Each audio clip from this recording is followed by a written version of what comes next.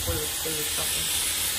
Pero ganito lang ako magpulot kung ano lang ang may makulot, ganyan lang. Hindi naman malang. Yung maganda dito ay yung spray. Tapos na. Diba?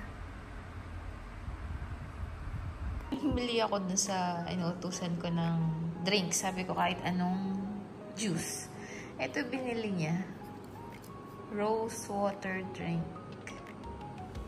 Ewan kung anong lasa nito. Lasang rose. Naalala ko si Mama. Rose pangalan niya. Maglilinis ako. Tingnan. Kasi, tingnan niya itong drawer ko. Kasi alis na ako. So, syempre, nakakahiya naman, diba? Ito mga confidential yung laman yan. Mga sa work. So, hindi natin bubuksan. Dito lang talaga yung portion ko. Ano-ano. Halo-halo. Actually, nakikita to ng amo ko. Tapos parang, alam niya kasi na, hindi ako organized na tao. Ganon, hindi ako organized na tao talaga. So, aminado naman ako doon. So, organize natin yan ngayon kasi mag-work din siya dito sa upuan ko kasi dito siya magpapatong at saka ayaw niya tanggalin yung printer. So, bahala sa buhay niya. Tignan niyo kung gaano kadumi mga powder. Dumi, diba? Ito muna, nilabas ko lahat. Lilinisin natin yan. At wipes lang ang solusyon dyan sa paglilinis na yan, diba?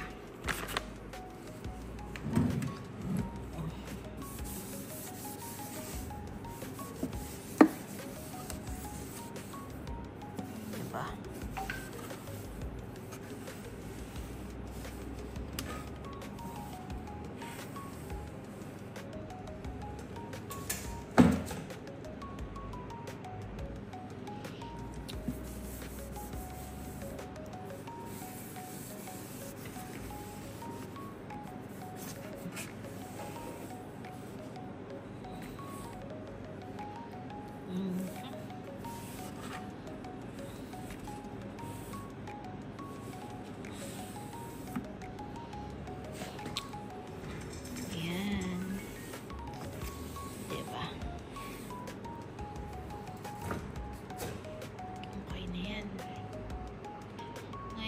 Punasan natin ng tissue.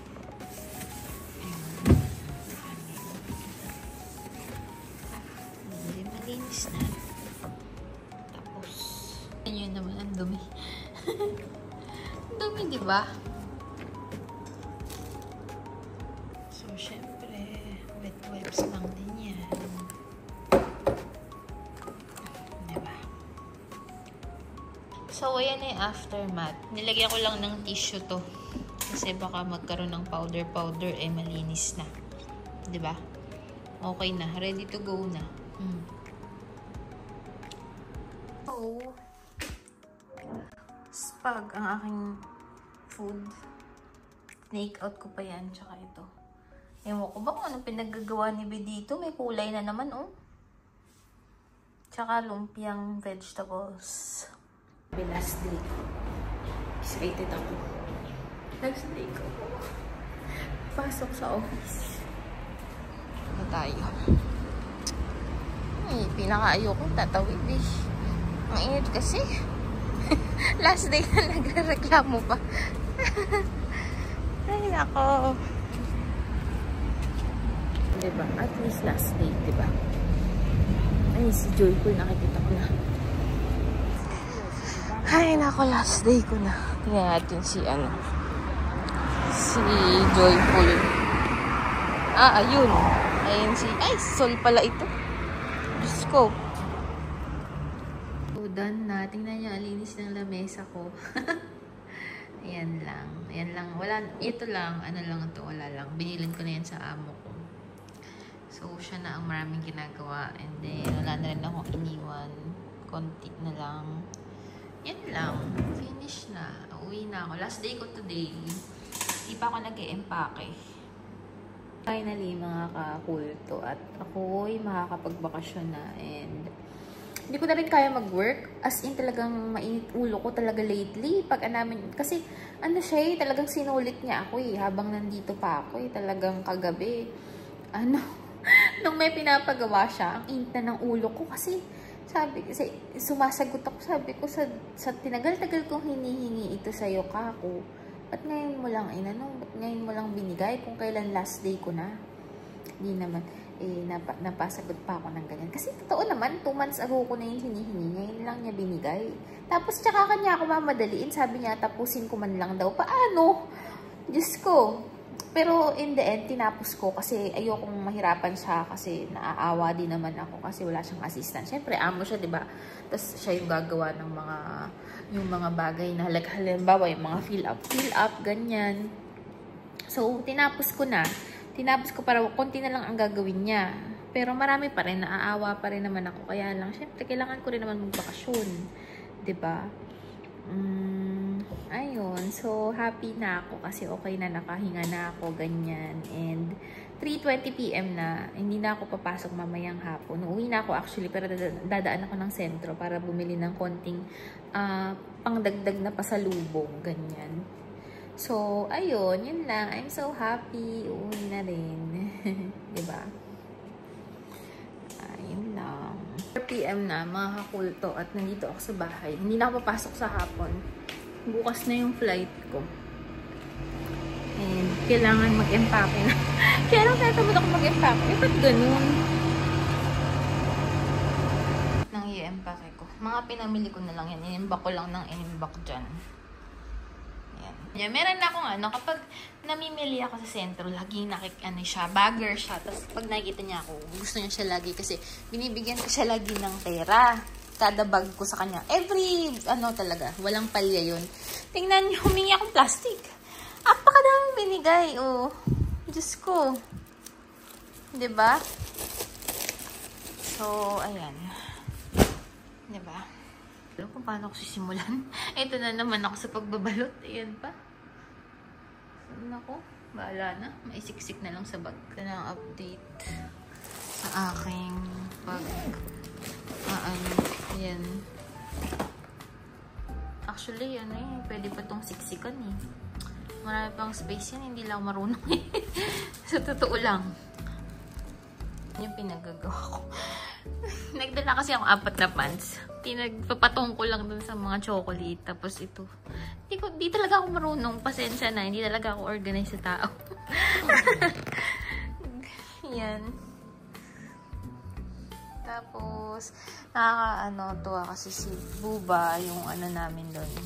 Guard namin. Dinala sa akin yung gamot ng malaria. At humingi kasi ako sa clinic. So, dinala nila yung gamot ng malaria. In case lang naman. Grabe tong na to. Grabe tong luggage ko na to. Apakatibay. Mura lang bili ko dito. Parang 8,000 ata. Sa 5 years ko na to ginagamit. Tapos binabalibag pa to ha. Tapos okay pa siya. Talagang ganun pa din siya. Walang pinagbago. 20 pa yan. 2018. Dala ko yung pang-kilo ko. Kaya lang, hirap. Paano kaya ito bubuhatin? Nasa 21, 22, 23. Ang hirap! Apakabigat. Pero at least, diba? Grabe. Grabe, hindi ko na alam. Hindi ko na alam gagawin ko. Ito pa, isa pa. Pero, marami akong iiwan. Hindi na kasya. Mabibigat eh. So, yun lang. Mag-i-stop muna ako kasi kailangan kong pumunta sa kabila kasi last day ko na and magpapaano ako. Parang dinner lang. Simple dinner. Ganyan. Kami. Luto-luto kami. Ganyan. So, pupunta na ako doon at magluluto ako. Tapos sila maya-maya nandun na din. Ayun. Tapos alis na ako bukas. Ganon lang. Ayoko na. Iiwan ko muna to lahat. Sinat na rin naman ako ni Sol na nagpapatulong maghiwa. Kasi nasa office pa sila. So, para mabilis kami matapos. Ako'y pupunta na sa kabila. Tsaka tingnan, kalat. O, diba? Ang dami ko pang gagawin. Ito yung dadalhin. Naluto ko tong broccoli. Tara na. Punta muna tayo sa kabila. Nakakalasol at maghiwa tayo ng sibuyas at kamatis. Ay, kamatis. Bawang. Tapos itong mga ito. Pwede na yung niluluto ko. Ito si Sol nagpapasta. Ito naman kay Ben. Tingnan natin yung niluluto ni Ben. Ay, ang sarap. May liempo. Naku, ang sarap ng kain ko dito. Akin lang, sayin ako. Dito na ako nagluto kasi... Ako, may pansit pa si Telma. Oo nga. Sabi ko kasi huwag na magluto si Telma. Hindi ko sinunod. Dapat ako sinabihin mo naman. Hindi nga eh. Gusto ni Joy. Gusto ni Joy full yung carbonara. Kaya galingan mo. Oo. Sabi ni Joyful, si Joyful lang may request ng carbonara talaga.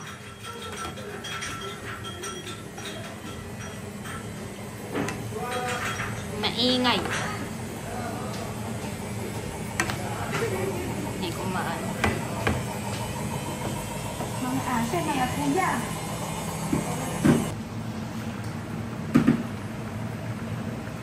Joke! Na yung pasta ni Marisol. Tsaka yung, ay, sarap ng dahil mushroom. Sarap.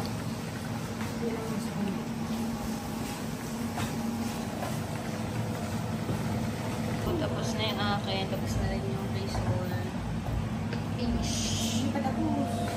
Tapos na yun. Patayin titikman na mo natin.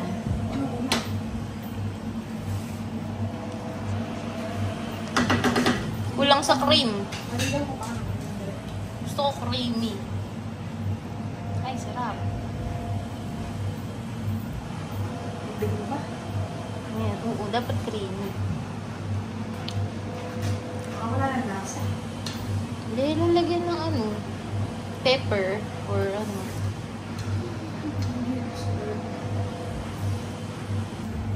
Tingnan natin yung quinoa. Ay, lapit na. Sarap. Saan? Ayan o, dyan. Ay, sarap. Ang nakakamatay naman yung taba. Pero ang sarap. Ang bongga ng last day ko. Siyempre gusto ko. Mamimiss niyo ako. Babayad ng utang after gamitin.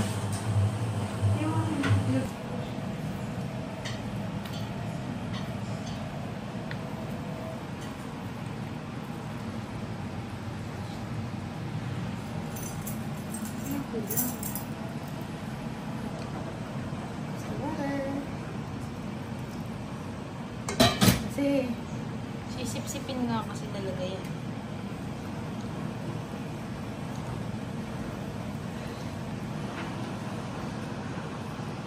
wala na naman papansin ito eh. Kasi may kanin eh.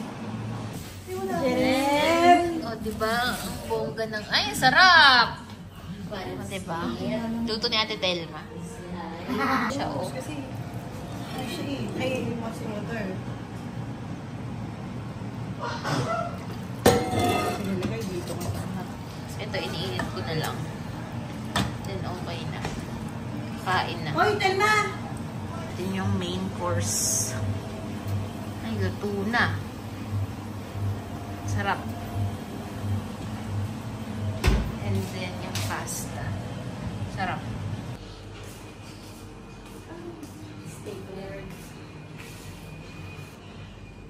Sino si Jennifer? Garner. Garner.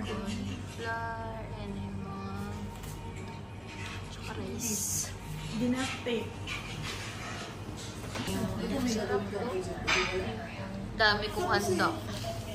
Ano? Okay lang po sa Ilan ba?